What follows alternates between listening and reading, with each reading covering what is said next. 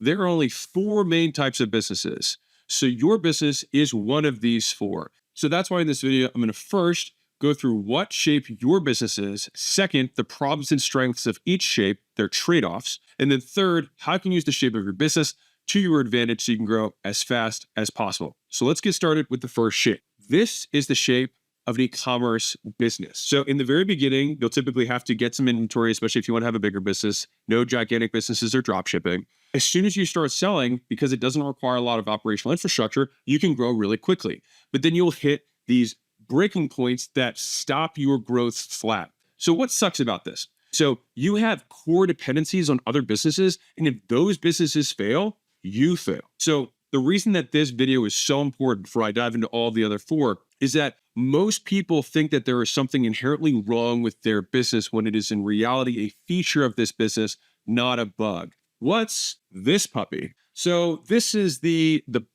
puppy that 78% of businesses in the United States are based on, which is big, bad service, since they do have the potential for high margins. You sold work for 100 grand, your cost on that work was 50, and then there's 50 grand left over. And next month, you're going to sell the same work for 100 grand, and it costs you 50, and there's going to be another 50 left over. What sucks about this business? Talent is the bottleneck, right? You finding good people is going to be the difficult part of this business. The last piece is that it's just slower to scale than the other three models. That brings us to shape number 3. So quick guess, what do you think this is? This is an education, consulting, info, media business. This shape scales faster than any other of the four shapes. You can notice that it's almost a straight line up. And so this business makes money quickly. And then it hits a hard stop where it becomes very difficult to make more money from there. So why is it shaped this way? One of the most difficult parts about information or education related businesses, there's low retention. Your high schools are like, oh my God, I can't believe we didn't retain that kid.